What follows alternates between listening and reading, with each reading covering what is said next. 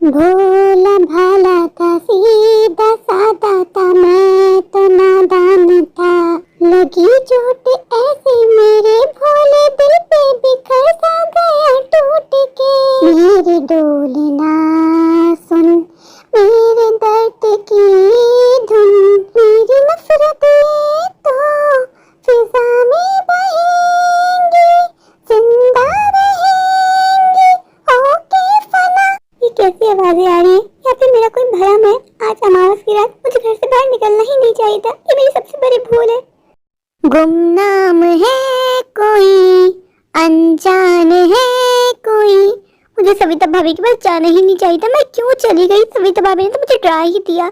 सविता भाभी ने मुझसे कहा कि टीना, तुम्हें आज की रात बाहर निकलना नहीं चाहिए था। शायद तुम नहीं जानती कि आज की रात अमावस की रात है।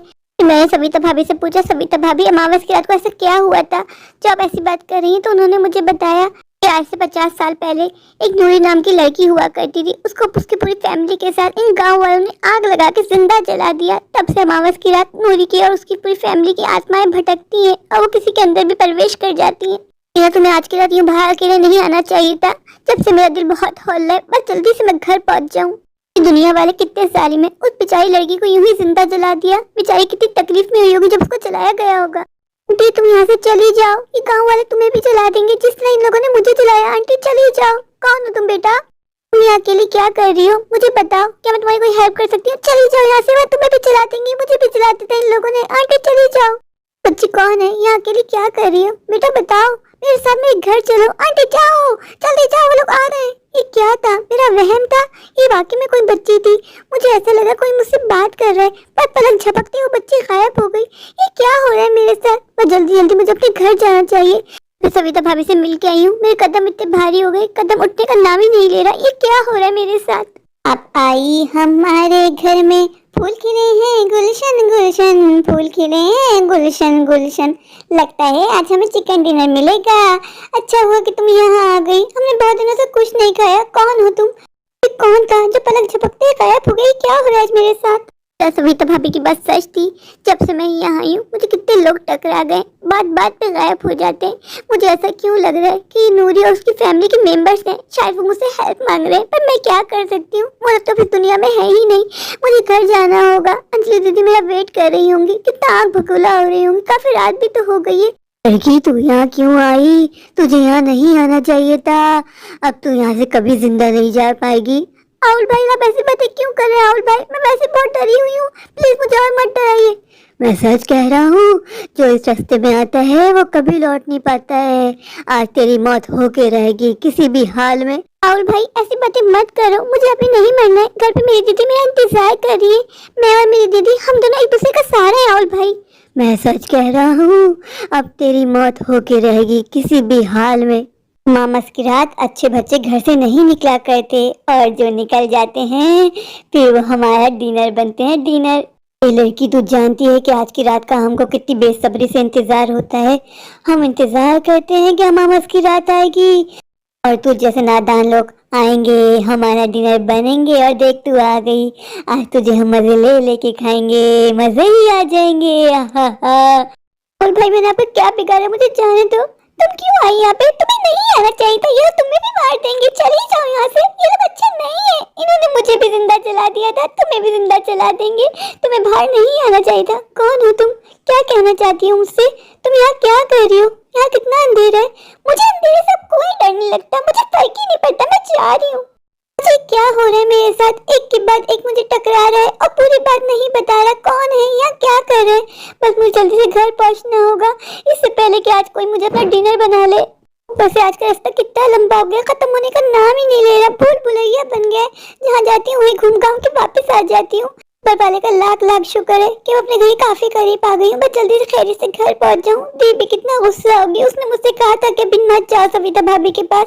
मेरी ही जिद थी कि सविता भाभी ने मुझे बुलाया था, कहा था कि आके मिल लेना। मैं घर पे बोर हो रही हूँ। सविता भाभी के पास मिलने के लिए गई थी और उन्होंने मुझसे ऐसी बात की कि जब से मेरा दिल धक धक दुख दुख कर रहा है, मुझे सविता भाभी के पास जाना ही नहीं चाहिए था। काश मुझे पता होता। आज की रात अमावस की रात है और अमावस की रात गांव में ऐसा कुछ हुआ था। हमारे माँ बाप भी तो नहीं है जो हमें पुराना किस्सा सुना पाते। आपके घर के बड़े ही तोते हैं जो आपको बताते हैं कि ये मत करना, यहाँ मत जाना। आज की रात ऐसा हुआ था, हम दोनों के पास हमारे माँ बाप नहीं है, इसमें हमारा क्या कसूर है। काश उस दिन झांस क्रैश ना हुआ होता तो आज हमारे मम्मी पापा हमारे साथ होते। सबके मम्मी पापा हैं, बस हमारे ही मम्मी पापा नहीं। कितना मनहूस दिन था वो। पापा ने मम्मी से कहा चलो हम सब ट्रिप पे होके आते हैं। वो तो मेरे और दीदी के एग्जाम चल रहे थे, इस वजह से हम दोनों नहीं गए और मम्मी पापा चले गए और जहाज क्रैश हो गए और मम्मी पापा की डेथ हो गई। मम्मी पापा की डेड बॉडी को पहचाना नामुमकिन है, फिर मम्मी पापा को उनके डीएनए से पहचाना। जब भी मम्मी पापा के बारे में सोचती हूँ तो मुझे गूज बम्प्स होते हैं। मम्मी पापा की ऐसी कंडीशन हो गई थी, उनको देखा भी नहीं गया था। अगर मम्मी पापा उस दिन घूमने ना गए होते तो आज हमारे मम्मी पापा हमारे साथ होते, हम सब भी हैप्पी फैमिली की तरह एक साथ रह रहे होते खुशी खुशी। मम्मी पापा के इस दुनिया से जाने के बाद सबने हमें अकेला छोड़ दिया। ना मम्मी के घर वाले हमसे मिलते हैं और ना ही पापा के घर वाले। ऐसा कौन करता है कि अपने ऐसे ही होते हैं। चलो टीना, इमोशनल होने का कोई फायदा नहीं है, ये दुनिया ऐसी ही है। तेरा घर आ गए, घर जा। ऐसे ही मैंने घर में पहला कदम रखा, मुझे घर से इतनी बू क्यों आ रही है, हर जगह से गंदी सी बू आ रही है। आज तो बारिश भी नहीं हुई, वरना ये बू तो बारिश के आने के बाद आती है। नाक के सारे बाल जल गए कि क्या हो रहा है आज मेरे साथ। तो अच्छा है घर की लाइट आ रही है, जब मैं आ रही थी सारे एरिया की लाइट गई है। हैरत की बात ये है हमारे घर की लाइट आ रही है, बड़ी बात है, वरना कुछ होता है नहीं, हमारे घर की लाइट फौरन चली जाती है। आज तो कुछ ऐसा हो गया कि हमारे घर की लाइट आ रही है, मुझे तो यकीन ही नहीं आ रहा अपनी आंखों पे। नजर नहीं आ रही, लगता है अपने रूम में आराम कर रही है। दी से डाल के मिलूंगी तो आज कितना गुस्सा करेंगी। उन्होंने मुझसे वैसे कहा था कि आप मत जाओ, मेरी ही जिद थी कि मैं जल्दी से लौट आऊंगी और उतना ही लेट हो गई मैं आज। दिन का मुझे बेसब्री से इंतजार था, आज वो दिन आ गया कि मुझे एक शरीर मिल गया। अब मैं भी आम इंसानों की तरह इस दुनिया में जीऊंगी। ये कैसी आवाज आ रही है, ये किसकी आवाज थी? पर मुझे कुछ क्लियर सुनाई नहीं दिया। मुझे ऐसा लगा जैसे कि मेरे पीछे कोई साया है, पर मेरे पीछे तो कुछ भी नहीं था। मुझे पीछे नहीं मुड़ना चाहिए था। माँ कहती है कि कभी पीछे मुड़ के मत देखो, पर मैंने तो गलती से पीछे मुड़ के देख लिया। चलो अब तो जो होना था वो हो गया, जल्दी से दी के पास जाऊं। दी, मुझे बहुत डर लग रहा है। दी, कहाँ हो तुम? दी, दीदी कभी भी मेरी बात नहीं सुनती है, वो एंड पे जाके मोबाइल इस्तेमाल करती रहती है। चलो जल्दी से ऊपर जाती हूँ, मेरे कदम इतने भारी हो गए कि मुझसे सीढ़ियाँ चढ़ी ही नहीं जा रही।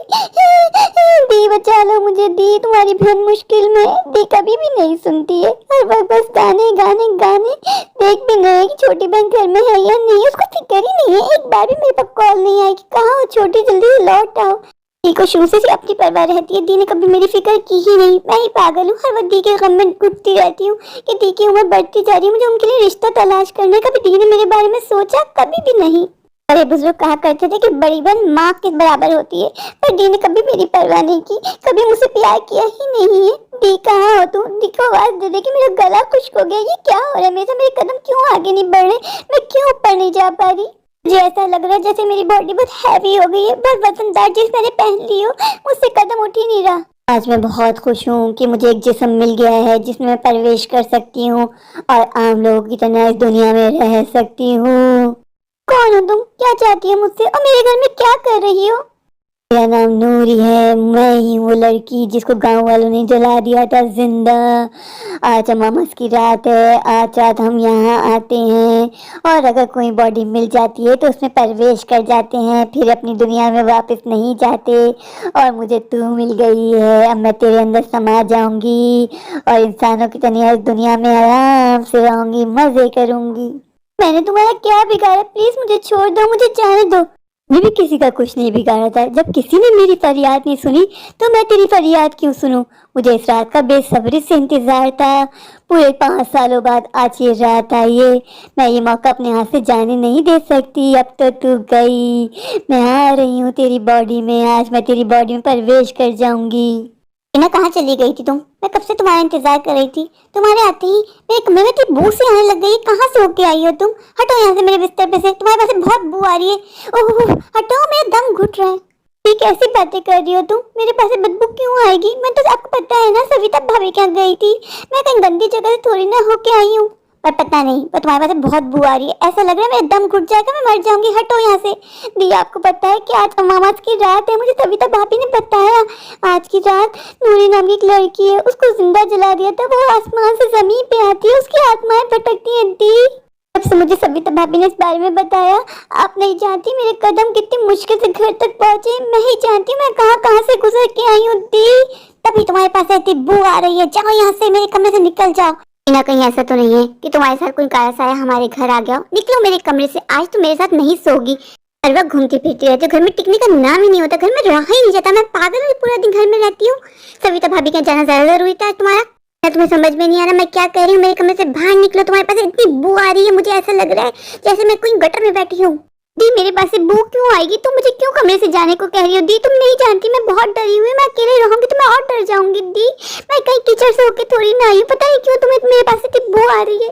दी मैं तुम्हारी टीना हूँ, प्लीज मेरे साथ ऐसा मत करो। दी यार मुझसे बात करते करते तुम्हारी आंखों का कलर बदल गया और तुम्हारी आवाज भारी हो गई। टीना मुझे लगता है कोई तो गड़बड़ है। टीना मेरे कमरे से निकल जाओ, मैं कोई और खतरा मोड़ नहीं लेना चाहती। मेरे साथ ऐसा सुतेला व्यवहार क्यों कर रही है? मुझे कुछ समझ में नहीं आ रहा। क्या वाकई में कोई मेरे साथ इस घर में आ गया है? क्या करूं, झाँक के देखूं? पर खिड़की से तो मुझे कोई नहीं दिख रहा। पर दी कह रही है कि मेरे पास से बहुत बू आ रही है। मेरी आवाज बात बात पे बदल रही है। मुझे तो अपनी आवाज में कोई फर्क नहीं नजर आ रहा। मुझे तो वैसी लगती है आवाज जैसी मेरी थी, एकदम सुरीली सी।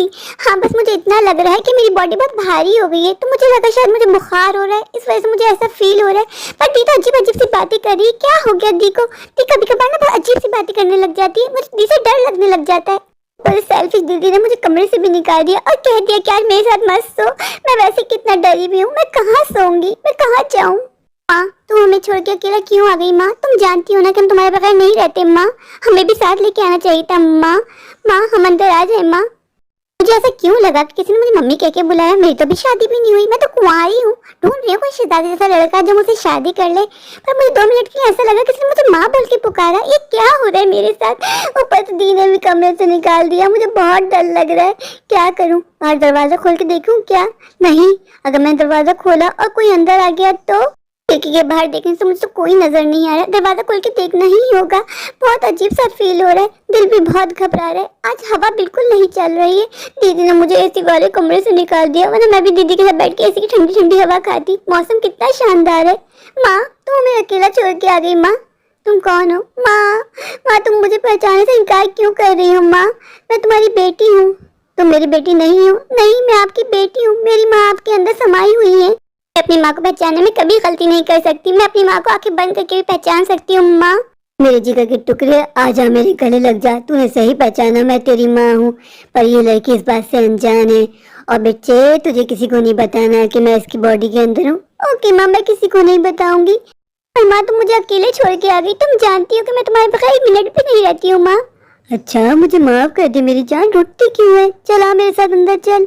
अनजान है कोई, नादान है कोई, तू कितनी अच्छी है, तू कितनी प्यारी है, भोली भोली है। ओ माँ ओ माँ।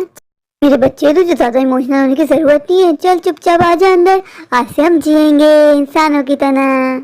ये प्यारे प्यारे व्यूवर्स, अगर आपको मेरी आज की ये स्टोरी अच्छी लगे तो प्लीज मेरे चैनल को लाइक कीजिए, अपने दोस्तों के साथ शेयर कीजिए और हाँ मेरे चैनल को सब्सक्राइब करना बिल्कुल मत भूलिए। तो अभी जाइए जाकर मेरे चैनल को सब्सक्राइब कर दीजिए, मुझे ढेर सारा प्यार दीजिए, मुझे सपोर्ट कीजिए।